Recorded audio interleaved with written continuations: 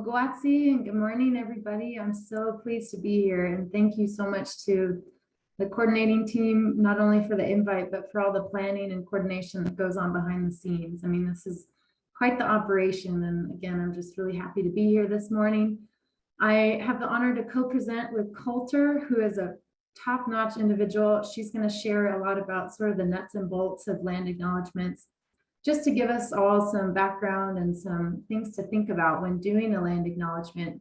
I, on the other hand, will do a little bit more of sort of a personal story and kind of bringing in some Indian history into this, and hopefully sort of lay the groundwork for some foundation for why it's so important for us to do land acknowledgements in the work that we do. And lastly, in my intro, I'll just thank you all for the hard work that you do in protecting our wilderness areas and managing our wild and scenic rivers. It is an important duty. It's a huge responsibility. I completely understand the level of urgency in today too, in terms of managing these places. So just thank you for what you all do. And with that, I'll just launch into my presentation. So I think my poll though is still showing. I think I'm going to move that out. Okay, great. So I wanted to start off, this is a picture of me. This is where I get to hunt every fall back home on my reservation at the Pueblo of Laguna, which is in the state of New Mexico. It's about 40 miles west of the town of Albuquerque, and it's about 500,000 acres. And it's just a phenomenal landscape. I just feel just in a great space when I'm back there. And I wanted to start with this quote. This is one of my favorite authors, Leslie Marmon Silko, who she is a other Laguna Pueblo tribal member, so I will admit some bias, but this is from her book, Ceremony. And she's describing this scene where two old Indian men are talking about sort of the absurdity of drawing lines on maps and, putting names and titles to those places on a map and drawing these boundaries. And to her, and in this scene as she's describing it, it's just such an absurd concept from a Native perspective about people owning landscapes, right? And in this dialogue, she said, it's really the people who belong to the mountain. And the mountain that she's referring to is Mount Taylor, which is just outside my reservation, but it's a very sacred place to Pueblo people. And so it just kind of flips the whole concept of land ownership, I think, in 180 degrees, recognizing that we, as Indigenous people, feel that we belong to these places. We've coexisted in these places. These places carry great cultural and spiritual significance. So I wanted to start with that quote. And if any of you want to read that book, I highly recommend it. I'm going to start off with a little bit of history here, and I want you all to tell me a little bit about what you feel when you see these words. And I'll put 3 words on the screen: assimilation, removal, termination, and relocation. So just pause for a second and think about, how is this making you feel? What do these words mean? Is it making you feel uncomfortable? Is it making you feel curious? Like, what are we removing? Does it make you feel, sort of, uneasy? Well, the things we're talking about here are within US government policies that have happened in our history. This is the Indian assimilation era during this time frame.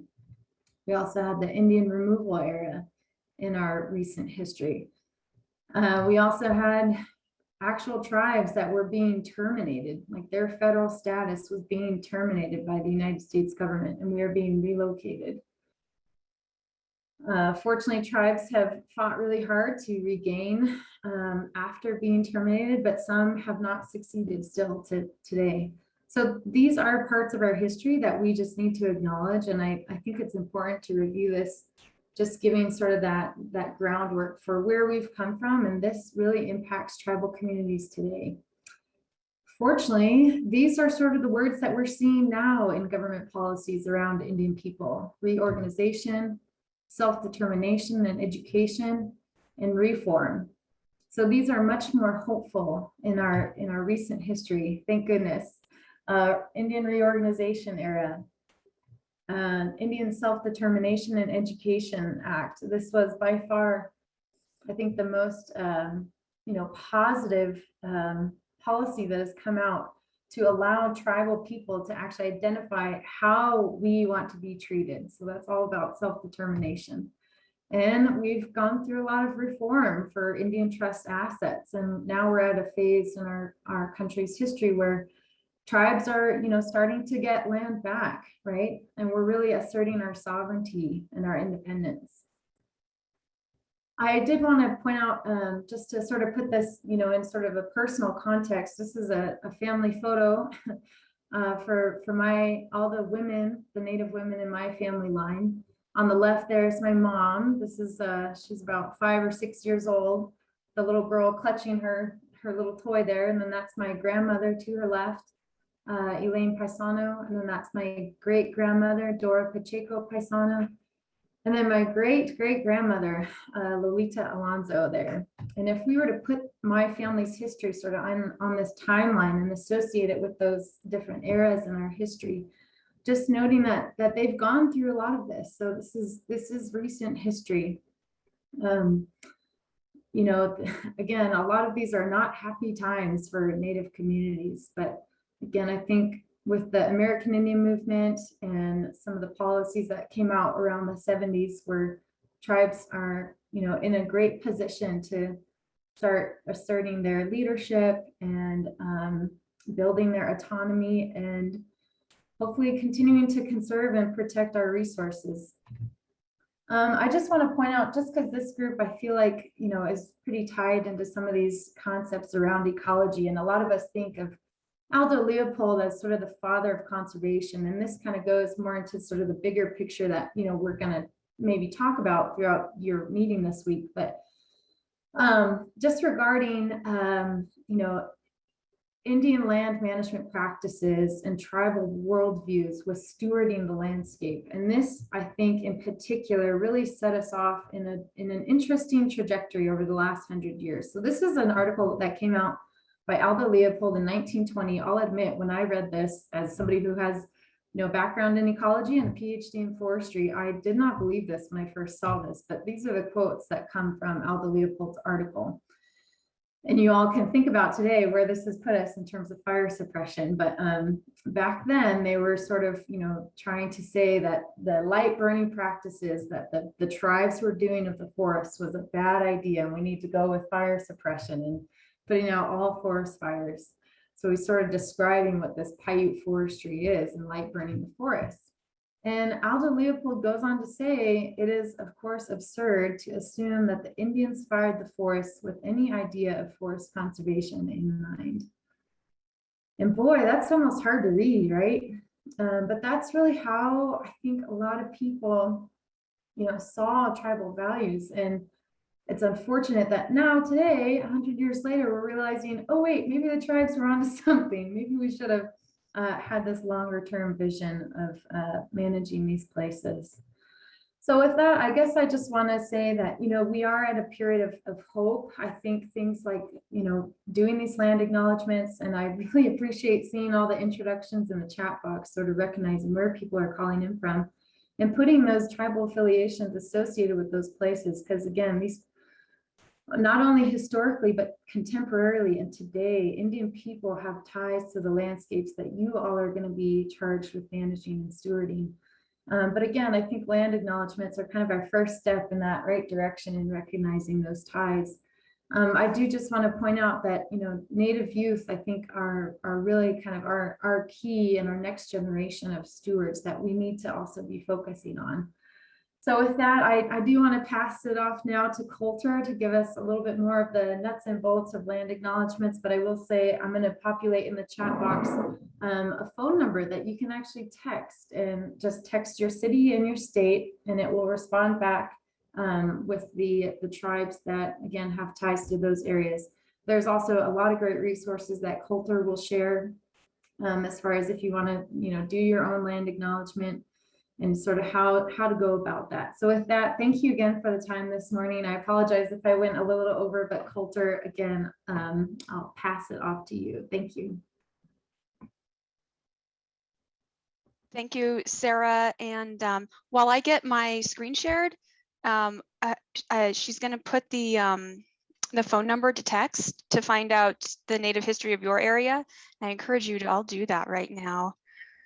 And if nothing else, that poll that was shared at the start, where we asked how familiar are you with your native history of your area, you might be able to move that dial a little more forward by doing that text activity that she suggested.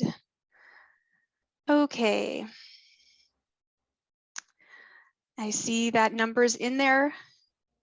All right. So, and I want to try to bridge between what I'm going to share here and what was just shared. And what spoke to me most in Sarah's presentation there was that personal story.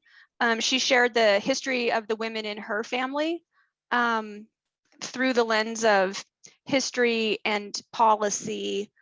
And that's, I think, one way to look at approaching developing a native land acknowledgement for yourself is finding a personal connection to a story or to the land that helps you express the value behind that. So I just loved hearing her story there, or seeing the photo of all the women there. That's really great. And with that, I want to share that in the spirit of honoring native lands, the Bob Marshall Wilderness Complex and the Three Forks of the Flathead Wild and Scenic River, where I work and explore, this area includes the traditional lands of the Salish, Pend d'Oreille, and Kootenai people, and the Blackfeet Nation. Visitors to the wilderness and rivers today in this area travel along routes, trails, and camp at sites used for time immemorial by these peoples. As a wilderness and wild and scenic river manager associated with these lands, I respect the elders of past and present here, and I have much to learn. So this is my example of a native land acknowledgement beyond a simple check-in on where someone's from. That is one way to do a native land acknowledgement. And with that, let's dive in and learn a little bit more here. And this is the actual introduction for the slideshow here. I want to share that I first learned about native land acknowledgements in 2019 at the National Wilderness Workshop, where Katie Nelson, who I think is in the audience today, she's a wilderness manager with the Maroon Bells Snowmass Wilderness, and she gave one there. And her presentation was excellent, and it was on a resource management issue, but she completely caught my attention with how she started out, which was with the native land acknowledgement. I had never heard something like that before. And then I proceeded to hear a few more in the days after that, and it just piqued my interest. So I did some research on my own, and I have found ways to incorporate native land acknowledgements in my local work here in the wilderness and wild and scenic rivers that I work with. I've since then explored the concept further as a part of a task group on the Wilderness Information Management Steering Team that I'm on. And now I'm here to share some of the examples of things that I've learned and resources that I've assembled.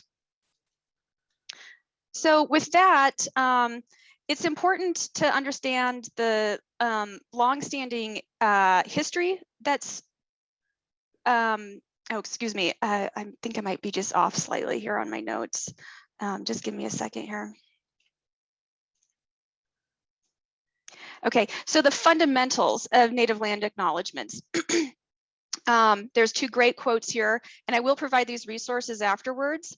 A land acknowledgement is a formal statement that recognizes and respects Indigenous peoples as traditional stewards of the land, acknowledges an enduring relationship that exists between Indigenous peoples and their traditional territories.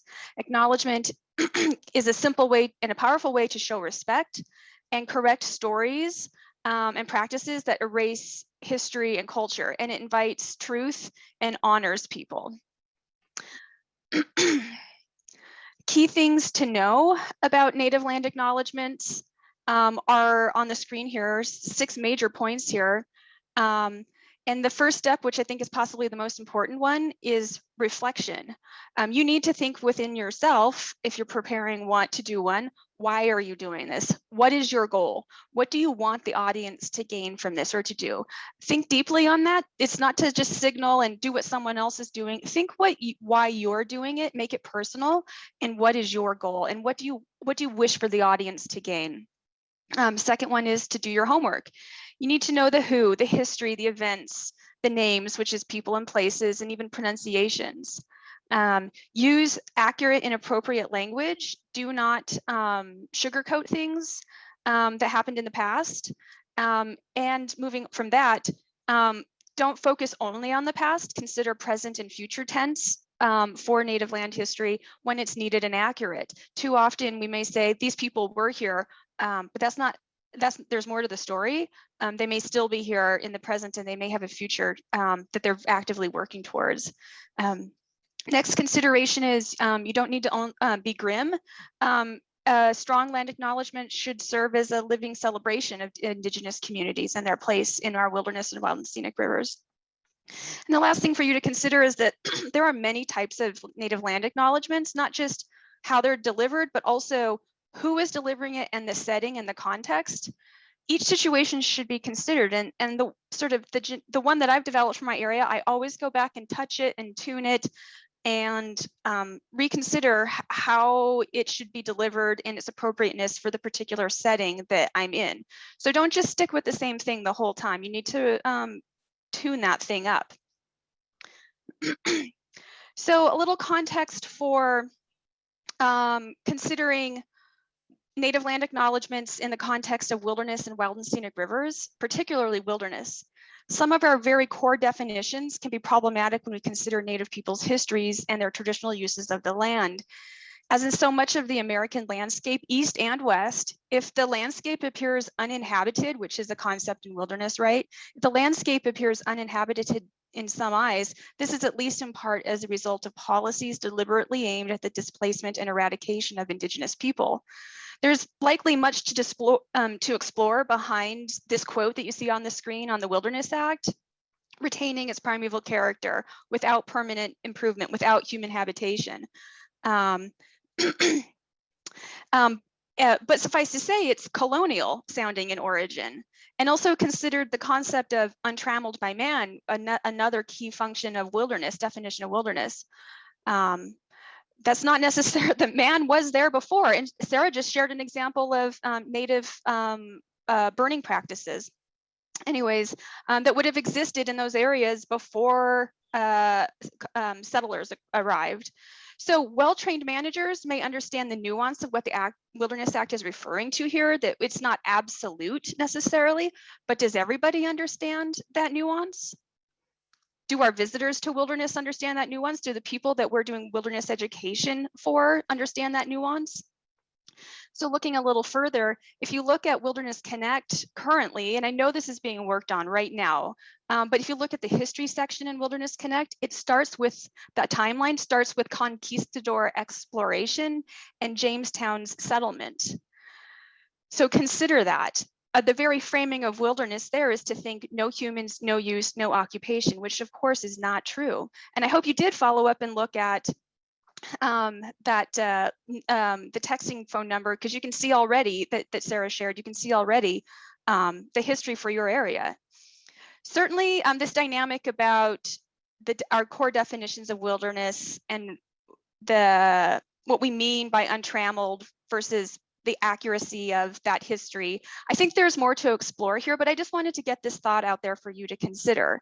For a thorough discussion of this legacy, I very much recommend viewing, there was a recorded session earlier this week, the Public Lands History.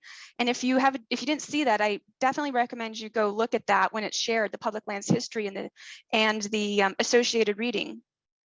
For me, realizing that this tension exists between our definitions of wilderness and the real history of areas, for me, it seems like a call to action to make a point of using land acknowledgements in wilderness and wild and scenic river settings so that we can help paint a more clear and full picture of that wilderness resource the heritage resources, and help people, managers, visitors, et cetera, explore the very notion of wilderness. And I think it might help deepen connections with wilderness and wild and scenic rivers.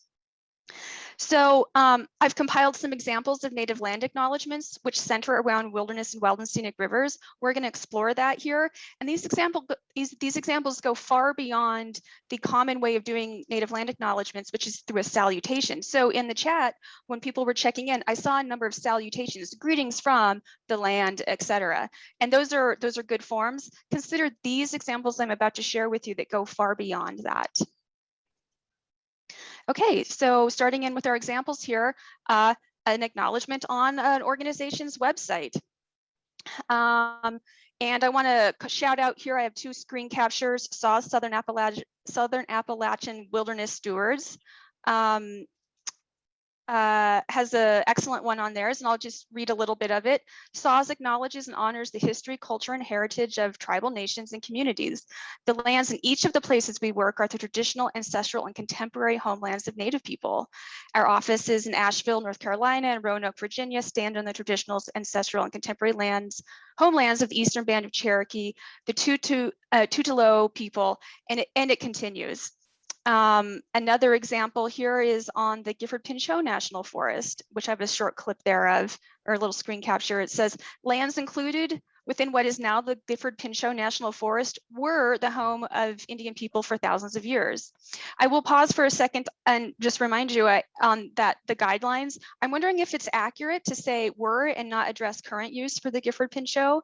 I'm wondering if there is a current and future use to reference there. So just a little food for thought for you. Continuing on with some more examples, Wilderness Connect, wilderness profiles. There are 2 great ones that I came across in there. One for the Maroon Bell Snowmass Wilderness, and another for the Ishi Wilderness. Ishi Wilderness being in the Lassen National Forest, and I want to read that one aloud for you. The Yahi-Yana Indians lived in this region for over 3,000 years before white settlers arrived around 1850 and promptly exterminated all but the handful who escaped into the harsh, remote canyons of what is now known today as the Ishi Wilderness. Ishi, whose name is the Yahi word for man, was the last survivor of the tribe. You may find evidence of the Yaha-Yana who lived here, historic pieces of all that remain of these people, and you should leave what you find alone. How compelling that land acknowledgement there. The wilderness is named after this person, the last survivor. I'm so happy to see that the Lassen National Forest and the managers for the Ishi shared through the Wilderness Connect profile that land acknowledgement. So consider if you're in a place to add that to your Wilderness Connect wilderness profile, land acknowledgement. Okay, another example here is through social media. A partner that I work with, Bob Marshall Wilderness Foundation, on their social media channels, what they typically do is drop a pin for any of the posts they do and acknowledge the ancestral lands. So this social media post here is about a trail stewardship project, but at the bottom of it, they dropped a pin which included the shout out within that post. So it's their policy to do a brief land acknowledgement on their social media post whenever they show the landscape, like a photo. So consider social media and sort of a structured way of approaching that. Okay, next example here, we have interpretive panels. This is from the Kachino Wilderness Peaks. I believe this is on the Coconino, if I remember correctly. And there's quite a bit of text here, and I'm not going to be able to read all of it to you, but I'll read the first part. The San Francisco Peaks are held in the light of reverence by 13 local American Indian tribes, including, and it goes on to name all 13. So I'm not going to do that for you right now, but it continues as you begin your hike, run, or ride from this location. And this is at a trailhead type of location that then leads to wilderness. Please consider that you're entering a sacred landscape that is a place of worship and among the holiest sites in the world. Please speak and act respectfully and make every attempt to leave no trace of your visit here. And for me, that's so compelling. A leave no trace invocation in honor of a place of worship. What a high call. It's a very noble call. So I loved seeing this example when it was shared with me. Another example here is in planning documents. So consider a land acknowledgement in a wilderness character narrative, or a management plan, like a wilderness management plan or a comprehensive river management plan. What you see on the screen is the one that I included in the Bob Marshall Wilderness Complex Wilderness Narrative that I worked on. I'm going to read for you one from the Middle Fork, Snoqualmie, and Pratt Wild and Scenic River Comprehensive River Management Plan. And here we go. The Middle Fork, Snoqualmie, and Pratt Wild and Scenic Rivers are culturally significant landscapes.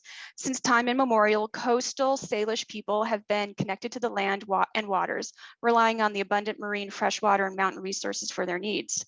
Families traveled with the seasons in order to harvest plants and animals from places where they thrived. In turn, the indigenous peoples honored their responsibilities, etc. The fabric of the Coast Salish society is seen across the landscape and waterways of the Snoqualmie watershed. The animals and various trees and smaller plants furnish many objects of their culture. Today, that connection to the land and water remains strong. Tribes continue to practice sustainable harvest so that these resources will be available for future generations. Okay. Another example here is at public meetings, generally meetings, and I'm going to chalk up, this is a public meeting I was doing for our wilderness. We do annual public meetings for our wilderness and wild and scenic rivers. So I've shared a short native land acknowledgement there. And today, or in this week, I've heard presenters giving native land acknowledgements this week at Wilderness Skills Institute. So consider that a public presentation version of a native land acknowledgement. Okay, so here's another nice example, and that is through a story map.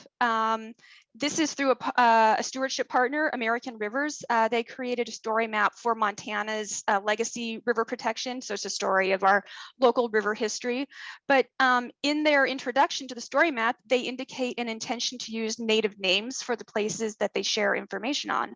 So here's a quote: "The North Fork of the Flathead River flows for 153 miles through some of North America's most iconic wild country, from its headwaters in Canada's Clark Range to its confluence with the Clark Fork River near Paradise. The river is known by many names, including Kasanmituk in Kootenai language, the language that they use." So consider in a story map that you might be working on. So this next example here, it's both an example of a native land acknowledgement and a great resource for you if you want to develop one in the future for yourself. Tribal Connections, that's the name of this map. It's an interactive map that the Forest Service created, which allows you to locate a national forest, your national forest, and learn about the relationship between that national forest and Indian lands and lands ceded from the Native Americans to the United States. So this is a resource for you to work on in increasing your awareness of native land history.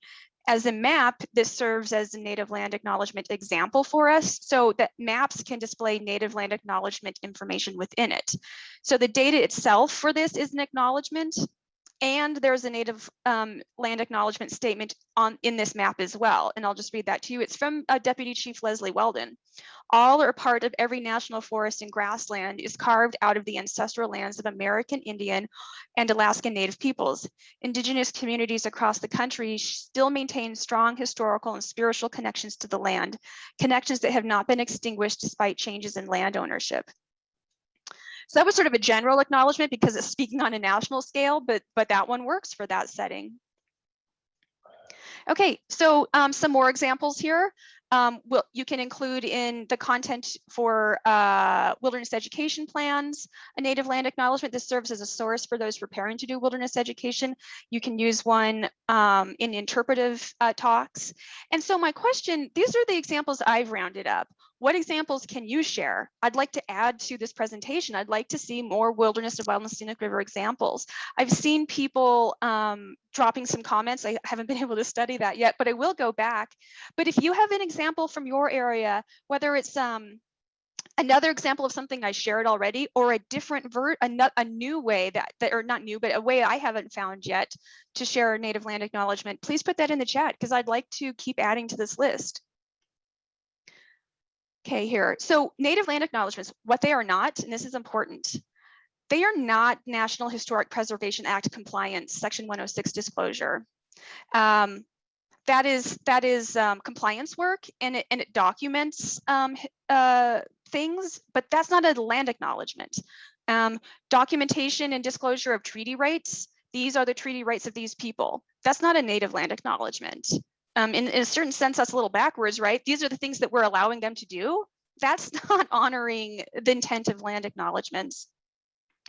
And then documentation of tribal consultation. Again, that's not a native land acknowledgement. So what I ask you to think here, and remember that the original intent of a native land acknowledgement is this. It's a simple, powerful statement showing respect, and it takes a step forward in correcting the stories and practices that erase Indigenous peoples' history and culture, and it invites truth and honors the truth. Okay, so I'm at the end of my slideshow here. Here are the major resources for native land acknowledgements. I'm going to share this in the chat in a minute here. The first cluster, the first 4 there, those are top-notch portals, if you will, for both accessing information on the concept of native land acknowledgements and portals to where you can get more information for your local areas, language, things like that. In the middle there, there is Recreate Responsibly. Many of us are using that resource today. And there's a section even within that that's within inclusivity in the outdoors, and that explores native land acknowledgement. And then the next set of resources there towards the bottom, they are sort of centered around mapping and digital resources. So we talked about the Forest Service's Tribal Connections map. I see that the link is in the chat. Thank you. There's Esri has data sets you can tap into. The Native Land Digital offers lots of information. That's the source of the texting number you might have used earlier. And then Decolonial Atlas offers a number of resources, including native language names. So with that, I'm going to go out of presentation mode and turn it back to Jimmy to have us focus on questions or conversation at this point. You bet. Thanks, Dr. Hoagland, and thanks, Colter. That was great. There's a, as usual this week, there's a rich conversation going on in the chat box. And so, hey, we have about 9 minutes. I do want to tee us up for Friday afternoon. We have time to talk about what we learned and where to go from here. And so don't feel like this is the end of the conversation for the week. I think that'll be an opportunity to also engage, and looking for someone who's feeling the desire to maybe be a part of that discussion with the group on Friday. But with our remaining time, Sarah, I know you've been answering some of these questions. One that popped up, that one of the first ones was related to sharing agency policy or direction on native land acknowledgements. Are we aware of any policy or direction from the Forest Service? Yeah, I like that question, and I'll do my best to answer it. Quite simply, no, we don't have any overarching Forest Service guidance, at least that I'm aware of, where we have some sort of direction and overarching guidance on how and when the Forest Service should be doing land acknowledgements. It's something that the Office of Tribal Relations is really thinking hard about, and we are updating not only our strategic plan, but our like guiding principles for things like consultation. So it's stuff that we're really starting to think about. We do have a new director in the Office of Tribal Relations that's helping us really advance some of these things. But I really like that question, because it just goes to show, like, we're just still there, like figuring some of these things out, unfortunately. One thing that I would really like to see is in our national forest, in all of our forest plans and in our plan revisions, some statement in there that recognizes just the Forest Service lands that we're managing today are of native landscape. So I think that we're working on that, but unfortunately, no, we're not at a place where we have some guiding policy on it. I don't know if Colter has anything to share about that either. Well, no, I'm not aware of policy or guidelines from the Forest Service side of things, but I would again remind you that there are recommendations and guidelines for crafting one. Those are on the resources that I shared, and that keeps it in, using those keeps you faithful to the spirit. And so in the absence of something from the Forest Service, there are some rules of thumb to follow. So I would remind of that. Thanks, great response. And I would echo that. Working for the Forest Service for 30 years, absent policy and direction, it seems like we have some opportunities that we've all spoken to in the chat box related to comprehensive river management plans, wilderness character monitoring, wilderness character baseline, and website. I would say there's opportunities. Looking through questions, I think there was a question about the map that you shared, Sarah. It looks like there's some blank spots on it without information. Do you know about progress on that, or what the future looks like? Yeah, so I did kind of address that in the chat, but to my knowledge, in fact, the individual who is sort of charged with leading that effort, unfortunately has now since left the Forest Service. So I don't know if there's another person in line at the Office of Tribal Relations to kind of take that ball and run with it. Actually, it was sort of, I know there are some small inaccuracies in it, but for the most part, that's all built off of the Royce maps, which is some pretty valid data that we can at least start with as a starting point. Again, it's not a legally binding type of thing, but it is at least a place to begin and at least identify tribes when you click on that map who has ties to those areas. So I did also want to touch on one other individual asked about if the Forest Service has liaisons between the tribes and the forest. Yeah, we do have, on our various districts, not on every district, but we do have tribal liaisons. Some of them counter serve as, the forest archaeologist or the heritage staff. But we are trying to, designate staff full-time to these efforts because it's a massive workload, and at a regional level there is a lot to sort of oversee. So I think the Forest Service is again trying to move in these directions to identify staff to help be those liaisons. And we even have liaisons too in our research and development stations throughout the Forest Service as points of contact that are supposed to help guide our science. And if tribes are working with USDA Forest Service scientists, sort of trying to bridge some of those gaps and build those relationships. So we do have some liaisons in the agency. Great. Again, there's a ton of stuff going on in the chat. If there's anything, we have just a couple minutes left that jumped out to either Sarah or Colter that you want to make sure you respond to, I would open it up to you now to do that. Otherwise, I will defer to some other opportunities. Colter, Sarah, you're giving me the thumbs up, Sarah. I see that. Anything from you, Colter? No, I'm taking in the comments and some of the ideas out there, and I appreciate the work that people want to put into this. So thank you, everybody.